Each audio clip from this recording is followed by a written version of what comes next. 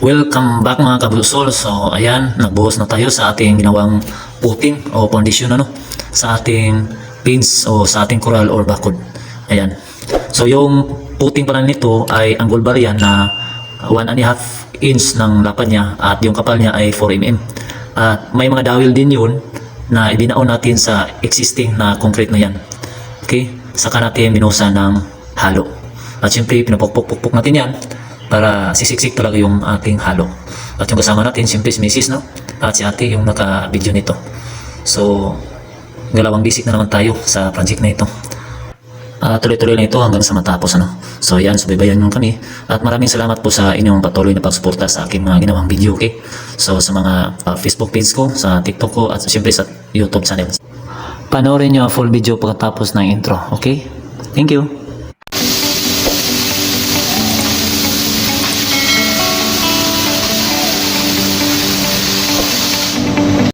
Welcome back mga kabrosol. Isang panibagong project na naman tayo at galawang bisik na naman tayo.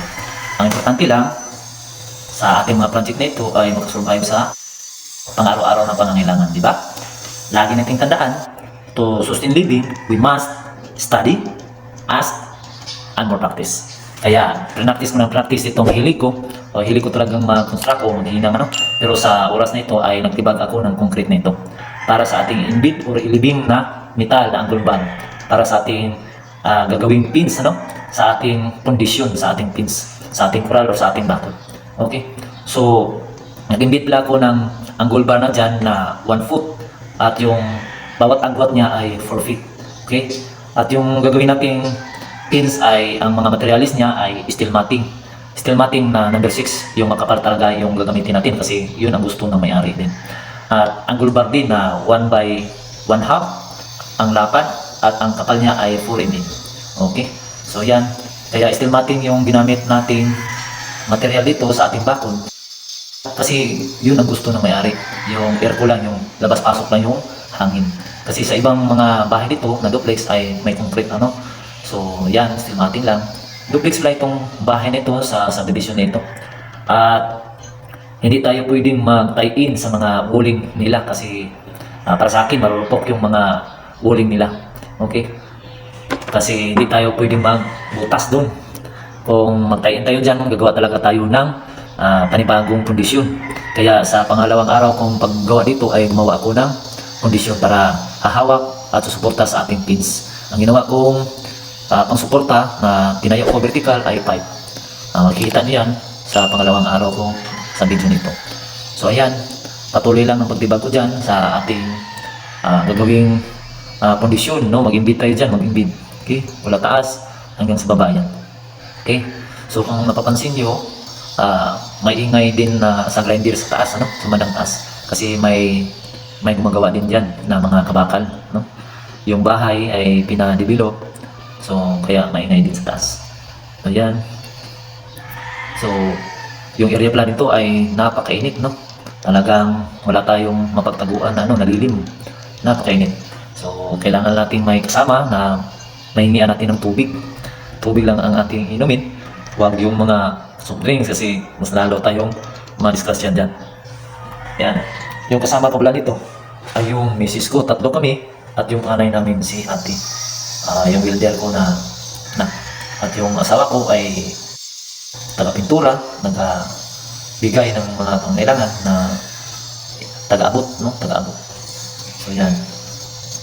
Tuloy lang yan, So butas lang tayo ng butas. Okay? So sa mga supporters ko pala sa Facebook page at sa TikTok ay maraming salamat po sa inyo sa patuloy niyong pag-suporta sa akin mga vlog. At lalo na sa mga subscriber ko sa YouTube channel ko, yung Blue Soul Garage. Maraming salamat din po sa inyo. Okay? So yan, tuloy-tuloy lang yan. Okay. So tuloy-tuloy lang yan, mula dyan hanggang sa baba. Okay. So sa part na yan ay hindi natin pinatamaan yung pipe nandyan, at hindi natin ilakip sa ating buhos kasi ang sabi ng plumber ay iiwas lang natin. So yan.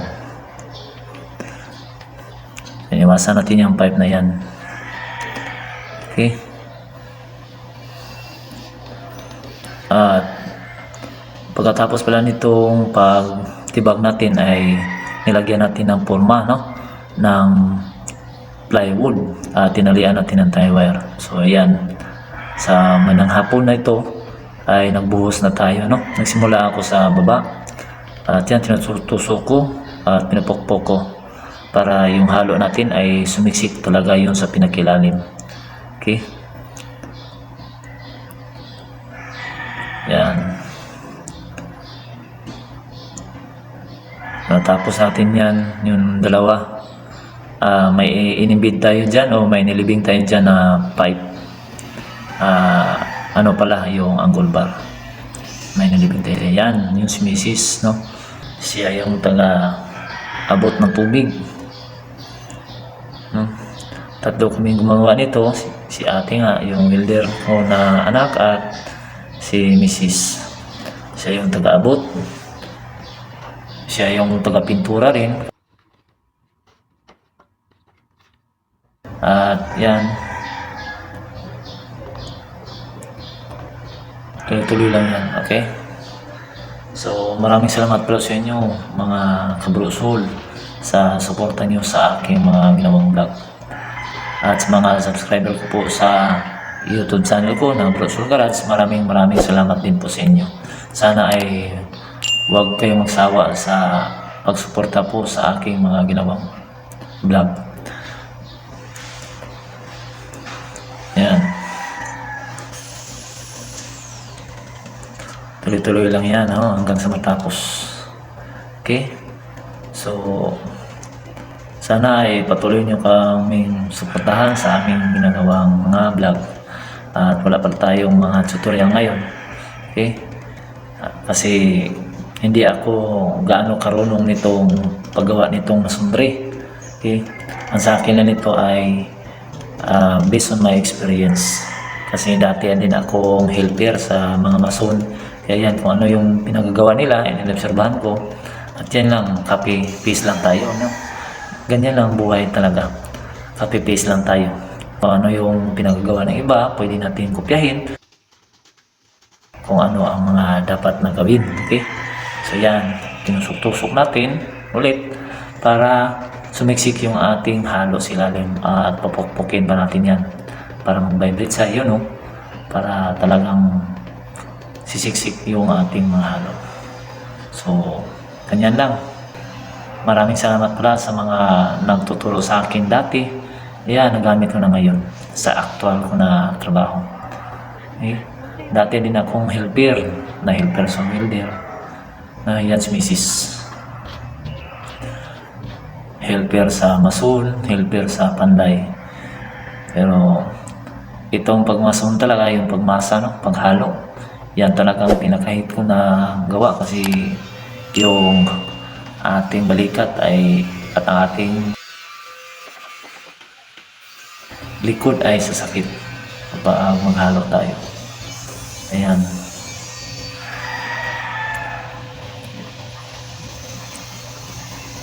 So, oras nito ay mga nasa alas 3 na. Talagang wala tayong mapagkabiran dito. Walang lilim. Ayan, tuloy-tuloy lang yan, no? So, yan. So, yung iba ay nilagay ko na doon sa bandang gitna. Yan yung ginawa kong support na pang diagonal sana. Na talagang kakapit siya at hindi siya alo. Pero hindi nagustuhan ni auntie. Kaya yan, gumawa ko ng panibagong support na nakadikit doon sa pader. Okay, makikita nyo sa pangalawang araw ko na vlog nito. Okay, so salamat po sa inyong lahat. Maraming salamat po talaga. Okay, so ayan.